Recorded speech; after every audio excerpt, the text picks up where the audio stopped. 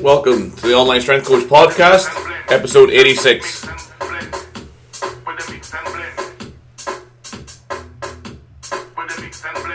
I'm going in. Let's go. Back to the days of snapback caps before Steve Jobs was a real big pack. Go MacD's and spend £2. Get filled up and you get change back. Back to the days of shirts and shoes. Enfield town meet news and chews. Phones back then just nobody with a SIM. No BBM, we were barely texting. Hello and welcome to episode 86 of the Online Strength Coach Podcast. Today's topic, our title of the show, why strength and conditioning requires a professional register. Okay, so today's topic is going to be more put towards the strength and conditioning community as a profession and a couple of the current issues with it as a profession. So this kind of goes back to a few things that Ashley Jones, my current boss, former New Zealand Wallabies and Crusaders strength and conditioning coach, and currently Edinburgh Rugby's lead strength and conditioning coach. He writes for Lead FTS. He has a column there if you want to go check it out. One of the columns he wrote was how strength and conditioning is an industry and not a profession.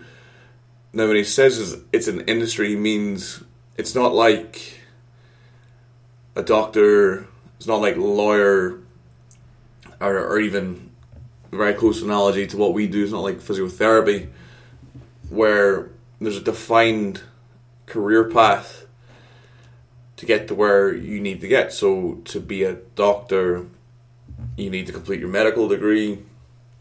You have to be a junior doctor for, I think it's 5 years. I'm not entirely sure, but it's a lengthy enough period of time before you get your pre-reg, and then you get your post-reg, junior doctor, and then you finally become a doctor, consultant, or whatever. You go down that line. But the whole process takes the guts of a decade to go down.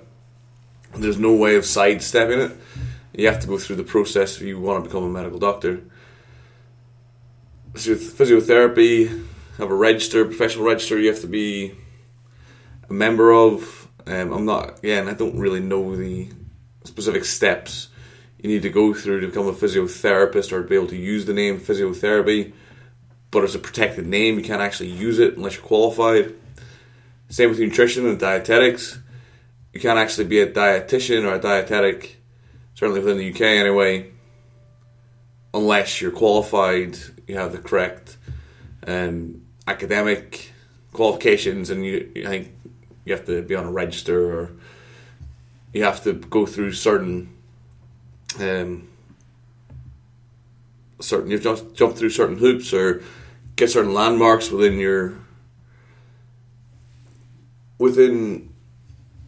your development as a professional to be able to call yourself a dietetic or to use the name. Within what I do, strength and conditioning, although it's an established profession as such, as in it's an industry where there are plenty of jobs. Pretty much every single professional team in any sport now has a strength and conditioning coach or a fitness coach or what you might call an athletic coordinator, or like there's a whole pile of different names for what we do. Within sports, is more referred to as sports science, but also strength and conditioning. There's too much variance within what it is. There's no real filter as such currently. You could go online right now and start an online coaching business and call yourself a strength and conditioning coach. You could call yourself online strength and conditioning coach if you wanted, and the only thing that might stop you getting clients might be your lack of ability to sell yourself, your lack of credentials, or your lack of experience. But there's nothing to stop you utilizing that name in any kind of aspect. So currently what we have the NSCA within America, which is the largest strength and conditioning body in the world.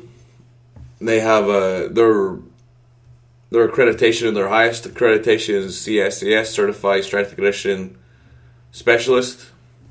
To do that, all you require is an undergraduate degree of any kind, any nomination. You don't even have to have a sports science degree, which is crazy. And then you have to sit their exam. I think it's like an hour exam, and then that's it. You're CSCS, and obviously you've got to pay your membership dues and whatever. But it's not a difficult thing to get if you have a if you have an undergraduate degree. Within Australia, we have the Australian Strength and Conditioning Association, ASCA. Again, they have an accredited strength and conditioning coach level 3. I can't remember the exact qualifications or the exact name of the course, but they have an accreditation. I'm not familiar with their accreditation process at all. And then within the UK, we have the UKSCA, United Kingdom Strength and Conditioning Association, and they have the Certified Strength and Conditioning Coach, or Associate Strength and Conditioning Coach, ASCC, something like that. I really can't remember. That's the one I'm a member with, and that's the one I'm an accredited Strength and Conditioning Coach with. Now we have within the UK, and when we advertise jobs, we have UKSCA is pretty much the standard. You're required to either be registered with them or to be able to register with them within 6 months of coming into your job. However, a few holes within the UKSCA is there's no academic requirement, which you can argue with the need for in this role. But there's no kind of professional requirement to register. All you have to do is sit and pass the exams. So technically, any personal trainer or anyone really, you listen to this podcast right now, if you knew someone who was a tutor, or you knew someone who's an accreditor, and they knew the process inside out, you could rock up and do that exam and pass it and be an accredited strength and conditioning coach with the United Kingdom Strength and Conditioning Association. It has a huge fail rate because the exam's quite tricky. It's not a very easy exam to come and sit, and there are competencies required to pass that exam. You have to be able to demonstrate the weight of the movement. You have to be able to coach someone through a speed and agility session. There's a sit-down exam, and there's a 3-month case study that you have to present on. So I think within what we have available to us within the strength and conditioning community, UKSA has a better model, but it's not. I don't think it's a perfect model. I don't think it's a great model by any means. I think we need to. This is obviously a sounding board, and it's not really going to sort the problem. But I do think we need to turn ourselves into a profession. We need to make it. We need to define the steps of how someone can call themselves a strength and conditioning coach. We need to protect the name by law, or we need to come up with a different name if we can't. We can't use strength and conditioning coach. Although that's where all the publications are in now. This is kind of what we define as a profession, but we need to get to the point where we have that protected as a name. So a personal trainer can't put on their list of specializations strength and conditioning. They can't do it with physiotherapy. They can't do it with dietetics. They can't do it with medical doctor because they're all protected by law. They can't put down lawyer because they're not a lawyer and they're not qualified to do so. Much in the same way that they're not qualified as a strength and conditioning coach. They're just someone who has a reps level 3 personal training qualification who's utilised the word strength and conditioning. That just kind of shows the loopholes that we currently operate under, and also the amount of variance we have within the profession. There's a lot of outstanding strength and conditioning coaches out there. There's a lot of outstanding young strength and conditioning coaches, but there's also a lot of chaff with a wheat. There's a lot of people who are cowboys within this profession who, through gift of the gab, through who they know or chat, or for example, within rugby, there's players jumping into strength and conditioning roles who haven't got any professional experience, who Some of them don't have any undergraduate qualifications, any postgraduate qualifications. They have their experience as an athlete, which will put them into stead to some degree. However, they can just jump in to that profession either through someone they know or from being well regarded as a player or whatever the case is. They can jump in to these, what is a skilled role, but it's not a non-skilled role. If it's done properly, it's highly skilled. There's a lot of science involved, there's a lot of data collection involved, there's a lot of decision making involved, there's a lot of planning involved. It's not an easy thing to be good at. It's not something you can just jump into. It is vocational, it's something you can learn on the job, but it's something that without the theoretical backing to allow you, to help you along, to learn the vocation, to understand things more, it makes programming a lot more difficult. It can be impossible to program with any kind of coherence or any kind of, or to periodize, if that's the word you want to use, with coherence and understanding if you don't have the theoretical underpinning of an undergraduate qualification as a minimum, but also as a postgraduate qualification probably, as is pretty much a standard now within the industry. Like an unwritten standard. I probably wouldn't look at most CVs that didn't have a postgraduate qualification of some kind in S&C, because there's so many people now with postgraduate qualifications. It's becoming, that besides becoming a little bit ludicrous. Yeah, so we're churning out all these students with undergraduates in sports science, postgraduate strength conditions, postgraduates in MSCs, PhDs, that haven't had any time in industry. They have no experience, and they're trying to get into S&C, and they're struggling to get into it. Whereas if we were to set up a defined pathway within the industry, so if we were to say we have a register, and to join the register as a pre-reg strength conditioning coach, you're required to have an undergraduate sports science degree, and then to become a registered strength conditioning coach, you have to maybe do 3 to 4 years in industry. Our engineers, they have a chartership program, so you can work as an engineer, but you're not a chartered engineer until you, I don't know what the time frame is, I think it's something like 3 to 5 years of body of work that you can present on or write on. That's a model we could look at to adopt within strength and conditioning to ensure that people not only have that SC coaches don't just have the practical or the theoretical, to ensure that they have both tools available to allow them to be useful as a strength and conditioning coach, to operate as a professional, and to protect the name so not everyone can utilize it.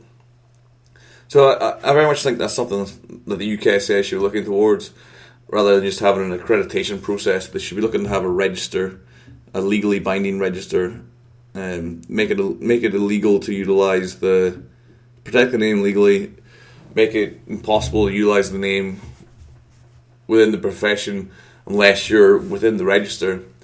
And that would chip away a lot of loose edges. There's a few more qualifications coming out now. There's like some guys coming out with level 4 strength and conditioning coach through reps. So it's a reps 4 qualification. However, if you look at the UKSA, it's a level 3. This is a level 4 qualification, although it has nowhere near the pedigree. Now, the course might be excellent. I don't know, I've not done the course. However, as an accreditation body, it has nowhere near the pedigree of the UKSA, which is a very young organisation. It's only 12 years old. But within the strength and conditioning community is currently what I would consider to be best practice as regards a certification or a qualification. Whereas these guys went with reps, they've now developed a program that's level 4. Someone goes, oh, that's level 3, that's level 4. Level 4 must be better, without any kind. Well, no one within the strength and conditioning community proper would think that. However, some people might look to muddy the waters a little bit, or to think this one's better because level 4, that one's level 3. That shouldn't be the case. That kind of shows where we are with this as a profession, as in we're still in the wild, wild west, where we have people just setting up an accreditation off their own backs, utilising the strength and conditioning name. Now, we should look to make that an impossibility. We should develop a professional register that if you don't engage with, you can't practice as a strength and conditioning coach in any country in the world. So you should be a global register, or at the very least anyway, a national register within the United Kingdom. Okay, so I'm just going to stop that talk there.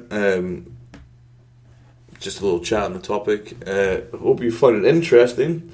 If you're just interested in lifting, then you probably would have skipped this anyway. I think this is probably a good one for discussions. If you have any comments below, please leave them in the YouTube or on the comment section of the website. Send me an email, speedpowerperformance@gmail.com. Thank you very much for listening. I've been Mark. This has been episode 86 of the Online Strength Coach Podcast, and I'll leave you with the sounds of Majestic. Soft thing, 5110, Eros nightclub under 810, HLC with the mix and blend, 20s are us working at the weekend. Let's go back in the day, drive round London and not have to pay. Jump on the bus, it was 40p, buying vinyls like D&D, volume 6, diamond rings, wearing a cap with a gel down fringe. Looking back, them days were jokes, smoking cigarettes, them on the smoke, we can't go back. That's in the past, what I remember is now. I smile and laugh, bring on the future, live for the day. I've been doing music, come on. I don't come from the old school, but I gotta dig up the old school. Reminiscing her times I was younger, to this day I still got the hunger. I don't come from the old school, but I gotta dig up the old school. Reminiscing her times I was younger, to this day I still got the hunger. No, kill a man's sound with a bigger way flow. Wanna see the gal left white down low. I wanna reach tunes by pay as you know. So solid crew outside the tree, no. Before these rascals ever made whole. Back when record shops used to earn dough. When Camden Palace were never